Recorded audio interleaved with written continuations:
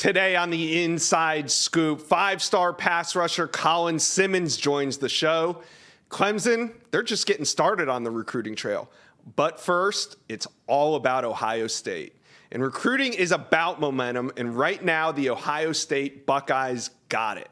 Ohio State ended the month of March with a bang, landing the Armstrong twins, Deontay and Devontae, a pair of four-star offensive tackles. And the Buckeyes' momentum is spilled into the month of April after landing a commitment from Texas four-star running back James Peoples on April 2nd. The Buckeyes got another one 48 hours later, landing New Haven, Indiana five-star wide receiver Mylan Graham. In the past 7 days, Ohio State has moved from number 4 to number 2 in the On3 industry team rankings. And the Buckeyes are not done yet. Actually, they're just sort of getting started. The number 10 QB in the country, Air Noland, is set to make his announcement in about 48 hours. The Buckeyes are the new leader in the recruiting prediction machine. All right, we're going to talk about him later. So as I said, the Buckeyes currently sit at number 2 in the recruiting rankings, right behind the Georgia Bulldogs. If Ohio State is going to finish ahead of Georgia and Alabama this year, they're going to have to finish strong on the defensive line, somewhere that they kind of slipped last year. Remember, Keon Keeley goes to Alabama late, Damon Wilson signs with Georgia late. So that leads us to the number 1 overall player. Actually, Ohio State fans, do me a favor real quick. Like this video and subscribe to the On3 YouTube page. I'd appreciate it. Now on to the number 1 overall player, Edge Dylan Stewart. News is he just set his official visit to Ohio State. That'll be this summer. He said he knows 3, Ohio State, Georgia, and South Carolina. Remember, the number 1 overall player was on campus in Columbus on March 24th. Ohio State battling Michigan and Alabama here, but all this recruiting momentum right now really helps Ohio State heading into the summer months. Speaking of recruiting momentum, let's take a look at the recruiting prediction machine. Ohio State out front right now, 44%. Alabama right there with 39%. Now, it's early, so how much stock do I put into the recruiting prediction machine right now? Not a whole lot. But it does show right now that Ohio State is in a favorable spot for the number 1 overall player. So let's bring on national recruiting analyst Sam Spiegelman. Sam, welcome. Ohio State is really making their presence felt on the recruiting trail. And just a week ago, we were talking Michigan, you and I. We were sitting here talking about Jaden Davis committing to the Wolverines and how they had all the momentum. Well, it looks like Ohio State quickly turned the table. So who else do the Buckeyes have some good traction with right now? Yeah, you don't have to look too far outside of campus. They're trending with a pair of top 100 cornerbacks. That's Aaron Scott and Bryce West. Both have been on campus recently. And right now, the feeling in Columbus is that they're in a good spot with 2 of the locals, and they're trying to retool the secondary. So they're positions of need for this 2024 cycle. Yeah, 2 more top 5 players at their position trending to the Buckeyes. Now, we know Ohio State recruits really well in the state of Texas. They just pulled James Peoples out of San Antonio. What other names should Ohio State fans know in the state of Texas? Yeah, you started to talk about James Peoples. That is a real big pull because he had already planned his official visit to Oklahoma and was planning to be at the Sooners spring game and the Texas spring game. So that's a big pull. And like you said, they have a lot of success getting some of not only players in Texas, but elite players in Texas. Peyton Pierce, one of the most coveted linebackers in the country out of Dallas-Fort Worth, already looking to officially visit Ohio State in June. I don't think a decision will be much further out. Oklahoma, Texas A&M also hanging in the race with Peyton Pierce, but Ohio State trending on the RPM. They are the team to beat with Peyton Pierce, and they just got Kobe Black, the 5-star corner from Waco Connolly, on campus. If you know a lot about Kobe Black, you know that he hasn't visited too many schools, Texas and OU. He finally got out of state to see Ohio State. I think they're going to be a contender because, Josh, you have to follow the visits. And that Ohio State visit, they have momentum, and visits speak for themselves. Yeah. So on Tuesday, 5-star wide receiver Mylan Graham commits to Ohio State. We mentioned that. He joins fellow 5-star wide receiver Jeremiah Smith on the Ohio State commit list. Are you hearing that Ohio State might not be done adding talent to the wide receiver position? Yeah, you would think that a Brian Hartline-led offense would be done with a pair of five stars in Mylan Graham and Jeremiah Smith, who we know is the number one receiver in the country out of South Florida. But again, there's a theme to Ohio State's recruiting, and there's a lot of talent in the Midwest, and they're kind of trending in that direction for another highly touted wide receiver. That's Jeremiah McClellan. He narrowed the field down to 12, but Intel is telling us that Ohio State might be the team to beat, at least right now. And we're talking about momentum. They have momentum this spring, and I think that's going to continue into the summer when these official visits get underway. Brian Hartline just stacking blue chip talent over there at Ohio State. Now I want to talk to you about Air Noland. He's the number 10 ranked QB in the country, the 111th best player overall out of Fairborn, Georgia, Langston Hughes High School. Air Noland is set to make his decision Saturday, April 8th, so just about 48 hours from now. And Sam, we talked about Air Noland last week. We talked about him on Monday. And you know what? We're going to talk about him one last time before he makes his big announcement. So let's recap what's happened in the last 7 days, right? He took a visit to Texas A&M on Friday. He took a visit to Ohio State on Saturday. And then on Monday, he was actually at Alabama. I'll start with you, Sam. What did we learn this week? We learned that these visits have been planned accordingly, I think, in sequence with his timeline. We've talked about Miami and Clemson as being contenders. He's already been to those schools, and Intel showed us that Miami was there, certainly in the mix. Now we're hearing about Ohio State and Texas A&M having some momentum with Air Noland as the decision gets closer. It's not like they just started recruiting him because he visited. They've been recruiting him, and now for Air, it's a chance to put the conversations as he's had with those coaches to the test, meet with them in person, see how he fits in their offensive game plans. You'll have to know Brian Hartline is a new OC in Ohio State. Ryan Day had not offered many quarterbacks, and Dylan Raiola decommitted. And then for Texas A&M, it's a whole new offensive coordinator in Bobby Petrino, and we said it. Anthony Maddox is committed, but we know that they are going for two quarterbacks to fit this style of offense that they're introducing in College Station, and who fits it better than Air Noland? So now, as the decision gets close, it seems that momentum has shifted from a Miami-Clemson battle to Miami, Texas A&M, or Ohio State, depending on who you talk to. Yeah, I'll agree with that. I learned that as well this week. It seemed like you said Clemson and Miami the last time we talked last week, but this week, kind of those two teams have kind of fallen off that top tier. Well, maybe not Miami. I'd still put Miami up there as a threat. I think Clemson has kind of fallen out of this race. We'll see what happens. But the other thing that I learned, and we talked about this on Monday, was Alabama's role in Air Noland's recruitment. And what I kind of took away from his Alabama trip was more or less that yes, they're recruiting him. Yes, they've offered him. Yes, they would take him if he wanted to commit there. But from what he said in his relationship with Tommy Rees, it just doesn't seem like they're all that active with him right now. So I'm not exactly going to put Alabama in that top tier either. Actually, Sam, I don't know if you saw, but I found out this week that I can make predictions on the recruiting prediction machine. And I put in my first one last night. Did you see it? Oh, I saw it. So for those that don't know or don't follow me on Twitter, I put in a pick for Air Noland to Ohio State. Kind of connecting the dots here, got a little inside intel as well, but Air Noland has not informed any team yet. He hasn't made his final decision, but I'm sitting here as of today predicting him to Ohio State. Sam, what's your prediction? Yeah, I don't have the ammo enough to put in that pick, but we have talked about this at length. Ohio State is calculated with how they recruit quarterbacks, and Ryan Day, Coach Dennis, and Brian Hartline have been recruiting Air Noland for several months at this point. That visit to Ohio State was scheduled, and I think they knocked it out of the park, and all signs point to Ohio State being the team in pole position after that visit. Now, of course, that Texas A&M visit convoluted the picture a little bit, and we know that Miami isn't going anywhere. Both teams have zeroed in on Air Noland, but based on what you said, putting the pieces together and with the intel coming out of Columbus in that weekend visit, it seems like everything is aligned for the Buckeyes to kind of go on a run recruiting, and that includes getting their quarterback for the 2024 class. Yeah, and it really does kind of line up, right? Like Ohio State, about 10 days ago, they landed 2 offensive tackles. Then they landed their running back, and then they had another 5-star receiver. And the storyline should go on to Saturday. They land their quarterback, but we'll see. All right, Sam, We'll all be paying attention to this big Air Noland decision on April 8th. Thanks for stopping by the Inside Scoop. From Duncanville, Texas, attending powerhouse Duncanville High School, we have one of the most ferocious pass rushers in the 24 class.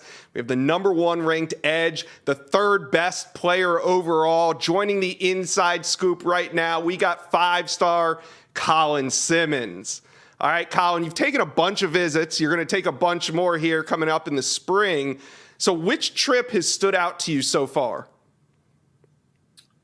Honestly, the UT trip that I took the week before, it standing out the most. All right, what was it about that trip? Which coaches did you connect with? Honestly, I connected with all the coaches. Some of the main ones was, of course, the head coach, Coach Sark, Coach Banks, Coach Bo. Shoot, the whole defensive staff is coming after me. Offensive staff too. All right, so the Longhorn visit stands out. But let's talk about another in-state team, the one that you were recently at this past weekend, Texas A&M. Now, you haven't visited Texas A&M as much as you have some other schools. So what's the relationship like with the Aggies after this most recent trip? Shoot, I feel like we're in a good spot right now. I mean, they showed me all I needed to see there. I mean, I enjoyed myself. I loved the hospitality that they gave me. You know, I loved, being with the players and, seeing the whole campus and facilities and stuff like that. And, with them having the coaches there that could develop me. I mean, shoot, I love everything that I seen at Texas A&M this weekend. All right. Now, you were set to visit Colorado for their spring game on April 22nd, but you canceled it. You kind of reshuffled some things. What's going on with Colorado? Do you think that you'll get back there to check out Boulder and everything Coach Prime's got going on? Nah, I feel like that was really honestly one of the main times they could really, get me up there. And, I'm sorry it didn't work out, but yeah, I don't think Colorado would be right choice for me, right fit. Are you starting to have to kind of, because you are the #1 pass rusher, you are a 5-star recruit. Are you to the point now where you got to tell some of these teams like, hey, I can't come visit, I got other plans? Oh yeah,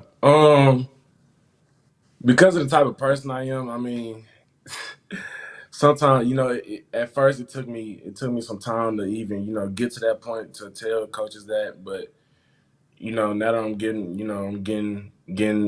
towards my commitment, let off a few coaches, a few schools. Right.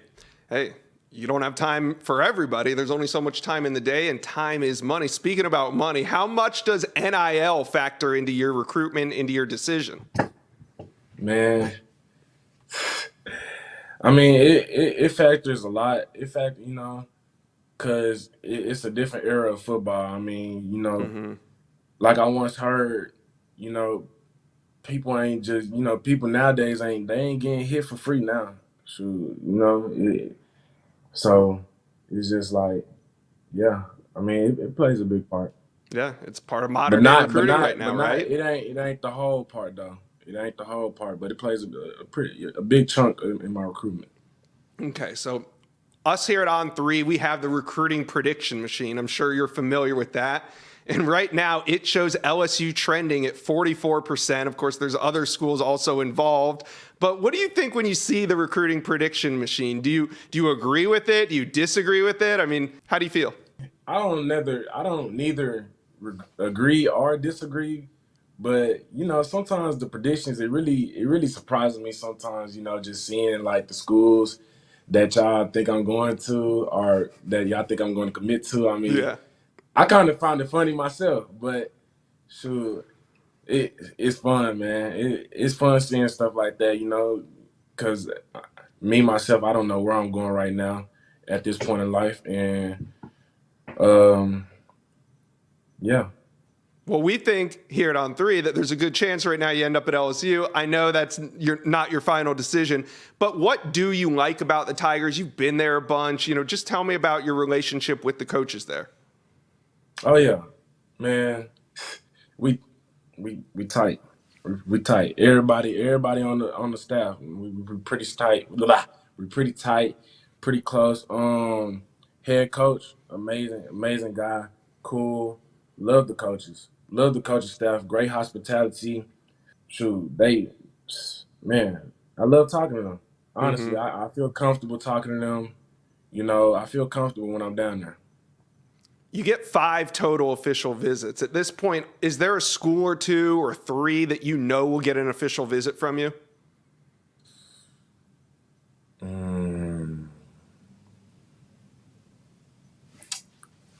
That I know right now, for sure. For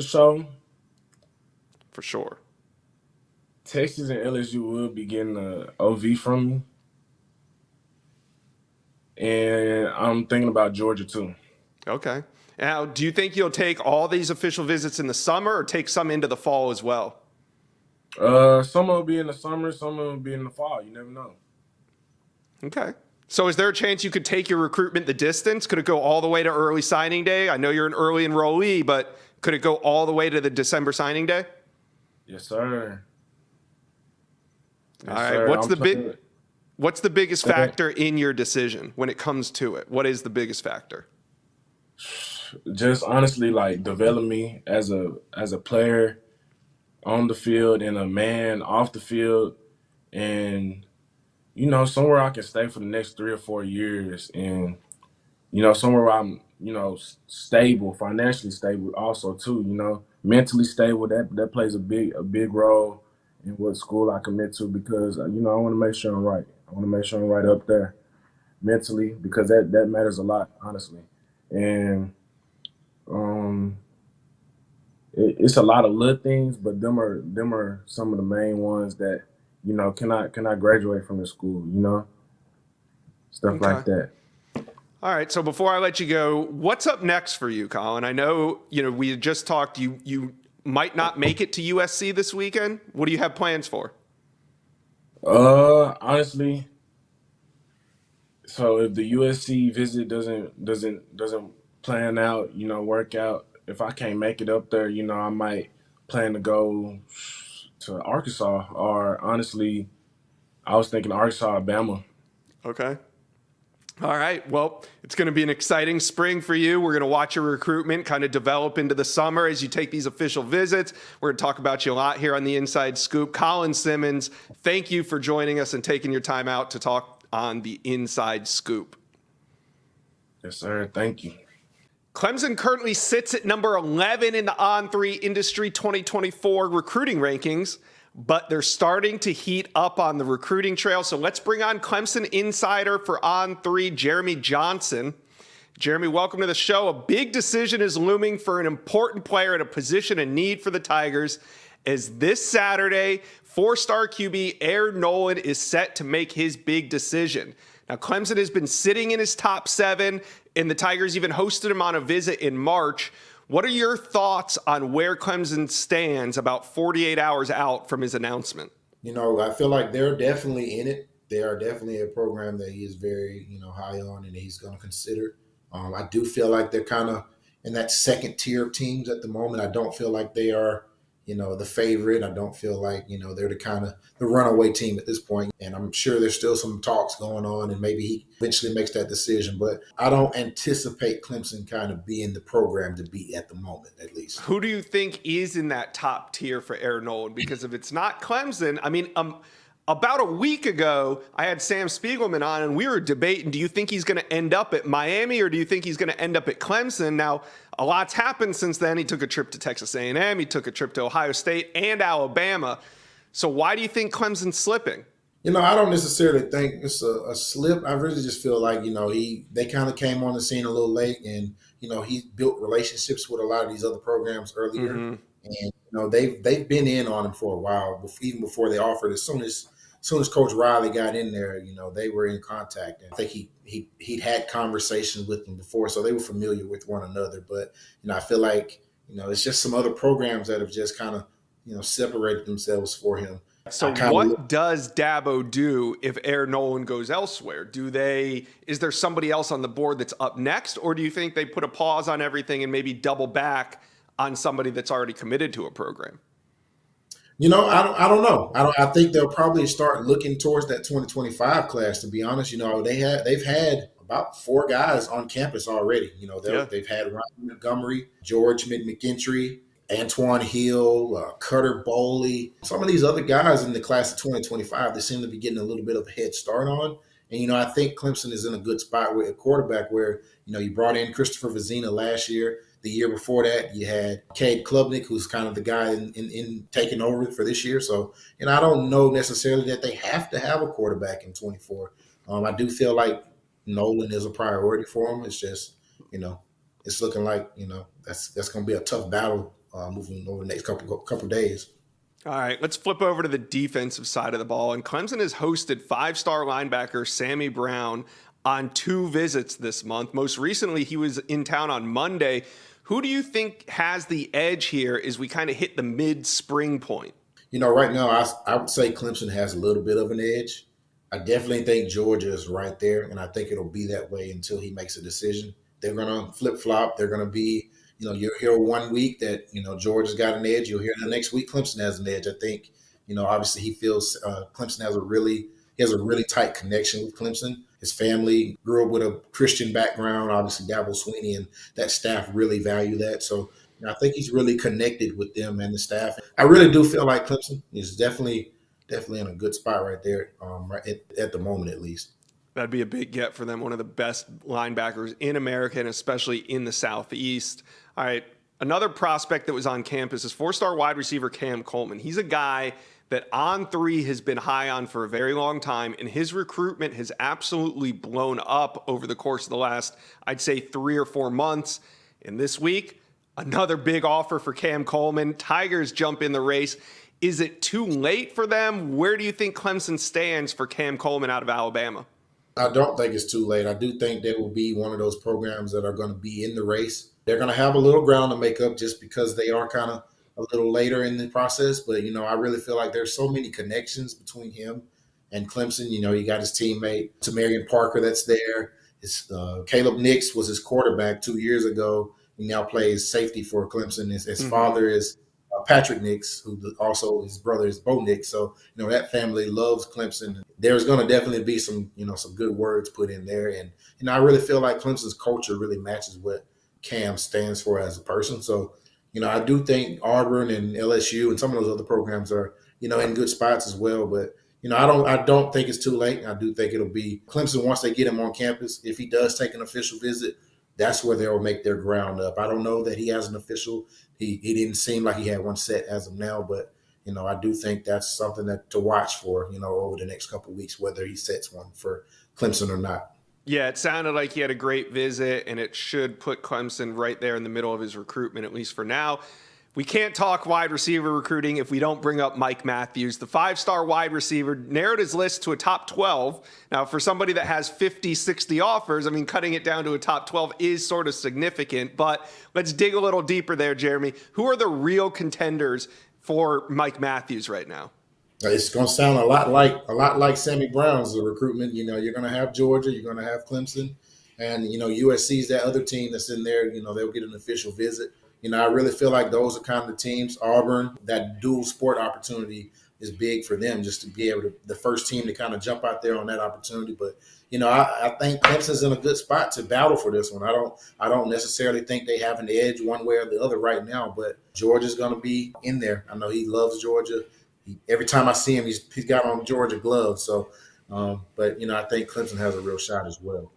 How important do you think having a quarterback in this class is to some of these higher ranked wide receivers? Because I know Clemson has some very talented quarterbacks on campus, but you see a lot of peer-to-peer recruiting. Like you see Julian Sayin out there recruiting for his team. You see some of these top-end quarterbacks bringing in wide receivers. So what does Clemson need to do to land somebody like a Mike Matthews without a quarterback committed? I think, if they don't get a quarterback, I do think the on-the-field product needs to showcase that they can showcase these guys once they get on campus. if a guy like Mike Matthews were to show up, is he going to get 12 targets a game? Because wide receivers like the football, so I know if you can showcase, hey, you got a guy that can go out here and go snag me 10 balls in a game and go to the NFL, be a first round pick. That's going to be a big attractive piece for some of these guys, and I don't think we've had the opportunity to see what Coach Riley's offense is going to look like yet. I think we'll get a good taste of that in the spring. So that'll probably be their best selling point, just being able to see the spring game, seeing how fast his offense is going to be this year. Yeah, the spring game should bring out a lot of top recruits. If you're a Clemson fan, this is an exciting time of year. And if you're a Clemson fan, you need to do me a favor. Subscribe to the On3 YouTube page. We have a ton of recruiting content and all your college football news. So go ahead, hit that link right now. Subscribe to the On3 YouTube page. Jeremy, when do you expect Clemson to start really recruiting? Like, I know they're ranked number 11 now, and that's not a concern for any Clemson fans. They've been through this before. It's a long cycle. But when do you expect them to really kick it into high gear? I think it's starting right now. You're starting to see them start to offer some of these guys that they've been quietly talking to and kind of had their eyes on for a while. You got Ricardo Jones. You got, just mentioned Cam Coleman, a guy they've had an eye on. Even Air Noland to a certain extent. They're really starting to ramp up their board a little bit. And I do think, you'll start seeing some commitments pop here, by the end of April, mid-May, then you get into the official visit that comes up in June. They only do one. So, I think you'll get a couple guys that'll pop after that. So it's coming. I can definitely sense the level of urgency starting to pick up with this 2024 class of Clemson.